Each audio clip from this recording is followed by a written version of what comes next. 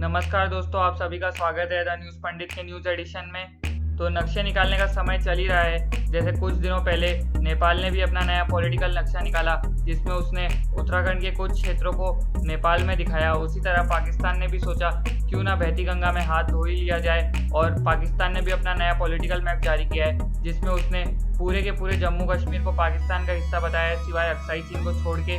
और साथ ही साथ उसने गुजरात के बड़े क्षेत्र पे भी अपना क्लेम किया है, ये बोल के कि ये भी पाकिस्तान का हिस्सा है। पहले बात कर लेते हैं जम्मू कश्मीर के रीजन की, फिर बात करेंगे गुजरात के उस क्षेत्र की जिसको पाकिस्तान ने अपना हिस्सा बताया है। अभी तक पाकिस्तान पीओके को अपना हिस्सा बताता था, लेकिन एक डिस्प्यूटेड टैग के साथ। लेकिन नए नक्शे में उसने साफ कर दिया है कि ये अब डिस्प्यूटेड एरिया नहीं रहा है, और उसने पूरे के पूरे पीओके को पाकिस्तान का हिस्सा दिखाया है। और साथ ही साथ अक्साई चीन को छोड़ के बाकी कश्मीर को पाकिस्तान ने अपने नक्शे में दिखाया है। और जो कश्मीर इंडिया के अंडर आता है उसे पाकिस्तान पहले रिफर करता था इंडिया ऑक्यूपाइड कश्मीर, लेकिन अब उसने उसका टैग चेंज करके इंडिया इलीगली ऑक्यूपाइड कश्मीर कर दिया है, जिससे जब कभी भी पाकिस्तान इस मुद्दे को इंटरनेशनली जैसे यूएनएससी में उठाएगा तो वो इस एरिया को इंडिया ऑक्यूपाइड कश्मीर की तरह नहीं, बल्कि इंडिया इलीगली ऑक्यूपाइड कश्मीर की तरह रिफर करेगा। अब बात कर लेते हैं गुजरात के जूनागढ़ हिस्से की, जिसे पाकिस्तान अपने नक्शे में दिखा रहा है। अब आप सब लोग सोच रहे होंगे कि भला पाकिस्तान जूनागढ़ को पाकिस्तान के नक्शे में क्यों दिखा रहा है। इसके लिए हमें इतिहास के कुछ पन्ने खोलने होंगे। जब भारत को आज़ादी मिलने वाली थी, तब सबसे अहम काम ये था कि कौन से राज्य भारत में विलय होंगे। इसकी जिम्मेदारी सौंपी गई थी सरदार पटेल को, और उन्होंने अपना काम बखूबी निभाया और काफ़ी राज्यों का विलय भारत में करवा के उन्होंने आज के भारत का निर्माण किया।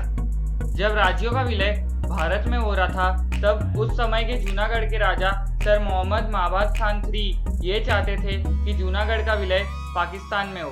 तब सरदार पटेल बीच में आए और उन्होंने कहा कि जूनागढ़ में जनमत होगा, और जनमत के आधार पर ही जूनागढ़ का विलय भारत या पाकिस्तान में होगा, जिसके कारण जूनागढ़ के लोगों ने भारी मात्रा में अपना मत भारत के साथ विलय करने के लिए दिया।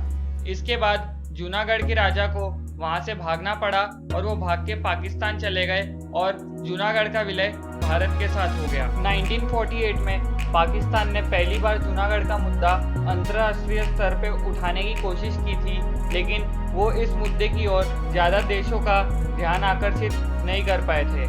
पाकिस्तान ने ऐसी विफल कोशिशें बार बार की थी, लेकिन अंत में उन्होंने जूनागढ़ को भारत का हिस्सा ही दिखाना शुरू कर दिया था। लेकिन अब जब पाकिस्तान ने अचानक से पूरे जम्मू कश्मीर और जूनागढ़ को एज अ पाकिस्तान की टेरिटरी क्लेम किया है, तो इस पर इंडिया की ये स्टेटमेंट आई है कि पाकिस्तान ने ये जो किया है वो एकदम पॉलिटिकल बेवकूफ़ी है, और इस चीज़ को इंटरनेशनली क्रेडिबिलिटी और रिकॉग्निशन नहीं मिलेगा।